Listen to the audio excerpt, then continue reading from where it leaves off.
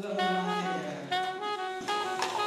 Je les invite à vous adresser quelques mots. Il s'agit de Fernand Gauthier, André Bourrette, Françoise Drapeau-Monette et Rita Léonard Lafont, à décrier qu'il fallait réagir à cette scandaleuse expropriation de Mirabel. Il s'est impliqué dès le début dans le comité des expropriés, CIAC. Les dirigeants du CIAC m'ont mentionné qu'il était toujours calme malgré la tempête.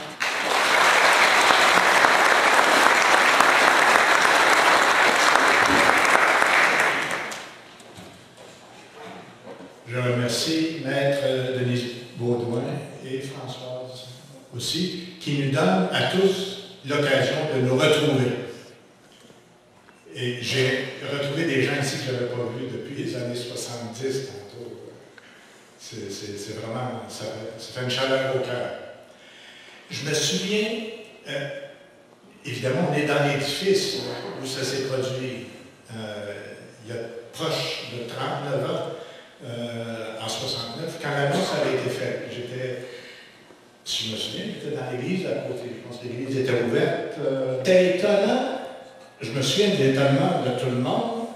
On se disait, ce sont des gens sérieux, qui nous parlaient avec sérieux, mais on s'est dit, ils ne sont pas prêts à répondre aux questions que les gens se posent. On n'était pas sûr à ce moment-là, mais c'était une forme de mépris qui commençait. C'était beau, mais c'était du mépris.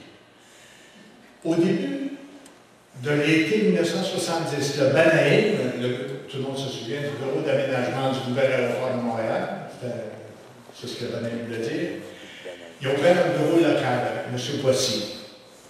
J'étais avec M. Boissy à l'époque, quand je m'étais offert pour préparer alors, c'est un bureau qui a été ouvert par Trudeau. Vous vous souvenez, Trudeau était venu, il y a eu une grande inauguration du bureau local pour montrer que la population est importante. C'est ce qu'on nous a dit. J'ai pensé que c'était vrai, j'étais jeune à l'époque. Ça s'est fait. La leçon doit être tirée. C'est un héritage que vous avez le devoir de transmettre. Merci. Je vais vous présenter maintenant, et qui va me suivre, André Bourrette, qui est assis sur J'arrive d'Afrique du Sud, où on a passé 2 mois récemment avec mon épouse Lise. Et on était donc en Afrique du Sud. Je ne vous raconterai pas des histoires de vacances, mais on est allé visiter la Stadelle.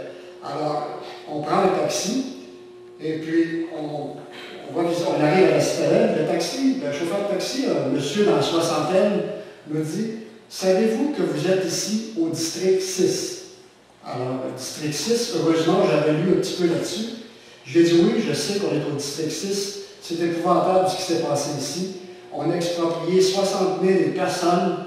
On les a envoyées dans des townships, dans des bidonvilles. Et on a passé le bulldozer et on a brûlé leur maison pour en faire un quartier de blancs, un quartier qui devait être utilisé que par les blancs. Alors, le monsieur me dit, il dit, moi, je suis un exproprié. Mais certainement du travail que je faisais avec cette belle brochette. Je les appelais, je les surnommais les gros canons. Je ne sais pas si ça en rappelle. Comme je vous connaissais à peu près tous et toutes, et que vous me connaissez, la chaîne de téléphone, on la faisait, ça prenait pas de temps qu'on avait des salles remplies comme ça.